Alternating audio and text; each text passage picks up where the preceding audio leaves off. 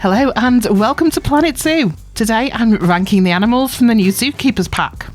Since the Tropical DLC, I've released a ranking the animals video for each pack that assesses the new additions objectively based on appeal, mating, upkeep and versatility. I found this is a great way to assess what's new and a good way to make an informed choice if the pack adds value in terms of gameplay.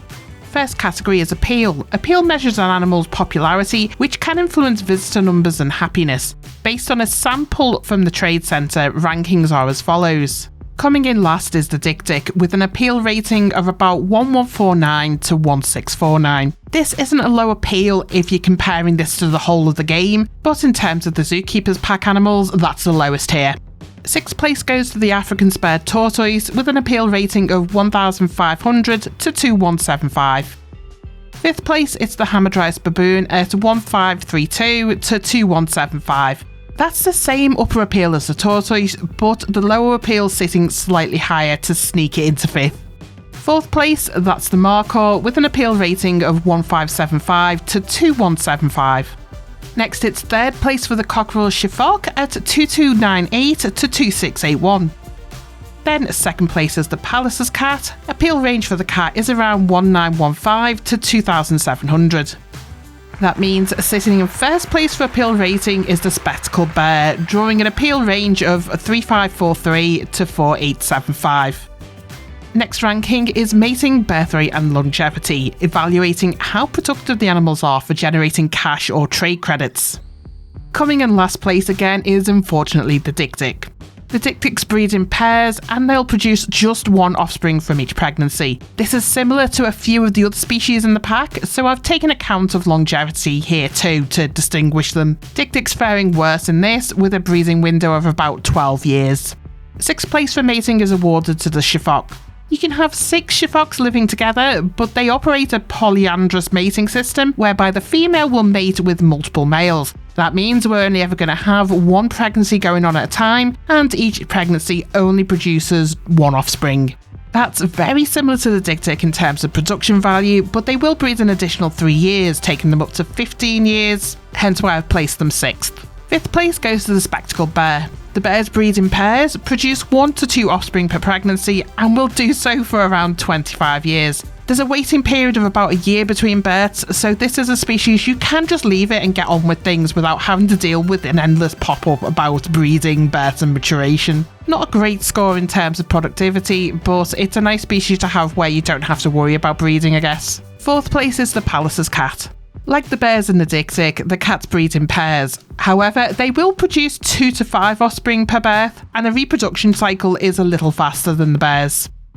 Third place is the Markhor. Markhors are polygynous, whereby one male will breed with up to 11 females, the maximum you can have without upsetting the social group. Each pregnancy, it will produce 2 to 5 offspring, so potential there for a hefty number of baby goats. Second place is awarded to the African Spurred Tortoise. You can have 8 tortoises living together, and that could include 7 females that will all breed with the one male. Each pregnancy, well, that could result in 2 to 6 new offspring, and they'll mate again every 8 months. What really puts the tortoise ahead is their long lifespan. They can breed for around 60 years. You heard that right, 60 years. So with a potential of 6 new juveniles every 8 months for 60 whole years. Then times that by 7 by the amount of females you can have together, that has potential to get out of hand, and you could end up with a habitat crammed full with hundreds upon hundreds of juvenile tortoises. So yeah, justified higher place there for the tortoise. However, even with that potential, there's still one species I've placed ahead for this ranking. First place for breeding, I've got the Hamadryas Baboon. You can accommodate for up to 100 baboons in a single habitat, and that's a free-for-all in terms of breeding. They're another polygynous species, so expect lots and lots of breeding going on. Whilst the baboons, yeah, they will only produce 1 offspring per pregnancy. However, in theory, you could have 99 female baboons breeding consistently, which I think puts them slightly ahead of the tortoises. So that's mating out of the way. Next is the cost of upkeep, evaluating feeding costs based on the typical number of animals in a habitat. 7th place here is the Spectacled Bear, which will set you back about $504 per animal per feed. The bears in Planet Zoo do seem to be expensive to feed, so this is consistent with the cost of feeding bears in the rest of the game. It's just pretty expensive. 6th place goes to the baboon. They'll set you back $262 per animal per feed. Does still feel a little overpriced to me, considering they have a diet of fruit, insects and small vertebrates. If that's the cost though, that's the cost. 5th place goes to the Sifaka. That's $106 per animal per feed. Similar diet to the baboons, but I guess prices change based on the weight, the size of the animal, how active they are. Maybe that's why it's a bit cheaper. 4th place for cost goes to the Pallas cat, and that'll set you back just $50 per animal per feed. In the wild, Pallas cats hunt small mammals, birds and insects. In Planet Zoo, they get processed meat. So I'm guessing that's just cat food.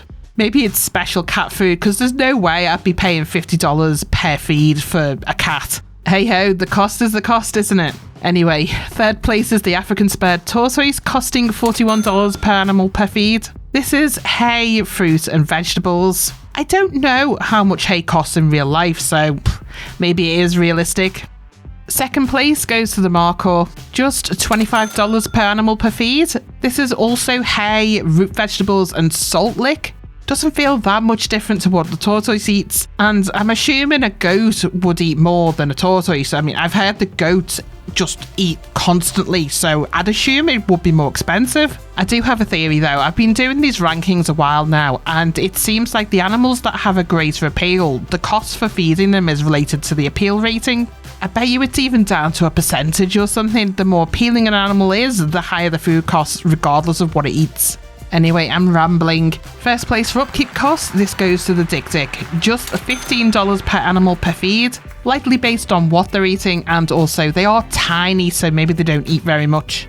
This brings us to ranking versatility, which is the most subjective category, factoring in habitat size, terrain, interspecies enrichment, and human interactions. 7th place for this goes to the Dik-Dik. They're a tiny animal and don't need a lot of space, but their shy nature can increase stress, requiring privacy zones or one-way glass. They can't tolerate cold and will need heating in the cooler biomes. They also don't benefit from interspecies enrichment, so only Dik-Diks allowed together. 6th place, it's the Pallas cat. Space requirements for the Pallas cat is minimal, and they can accommodate a wide temperature range from -44 degrees to 36 degrees Celsius. They will need a 3-meter high barrier, which is hilarious given their size. Such a small cat, can it really jump that high? I don't know, maybe. Another downside for the Pallas cat, they have a shy relationship with humans and will need a one-way glass barrier to reduce stress. They also don't benefit from any interspecies enrichment. Coming in 5th is the spectacled bear. You'll only ever have 2 adult and up to 2 juvenile spectacled bears in an enclosure, but they require ample space. While they can tolerate a mountainous design, a smaller space is possible if you don't throw in as many rocks as I've got here. The bears are very versatile in terms of temperature. They're comfortable with any temperature from -13 up to 42 degrees Celsius. That said, as a climbing species, you will need to accommodate for that and have a 3-meter high barrier. The bears also don't benefit from any interspecies enrichment. 4th place goes the African Spurred Tortoise. Calculating the space needed for the tortoises is challenging due to the potential for many juveniles if you're playing with the maximum number of adults. Juveniles taking 10 years to age up, a habitat could quickly become overcrowded without birth control. So yeah, space needs will vary based on your breeding approach.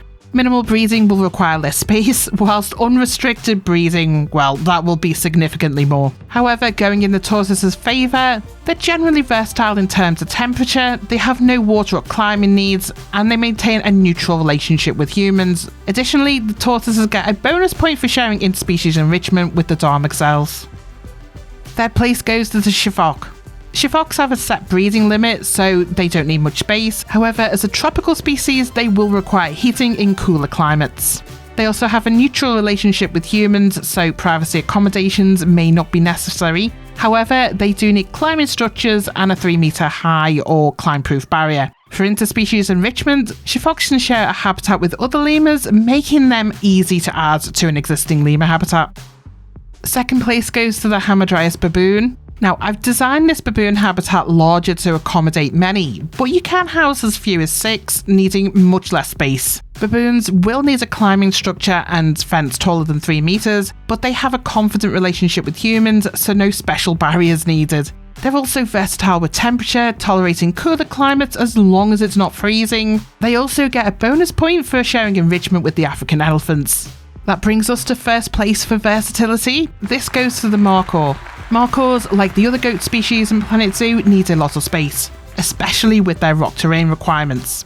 That can create non-navigable areas, and that makes their habitat larger compared to other animals in the Zookeepers pack.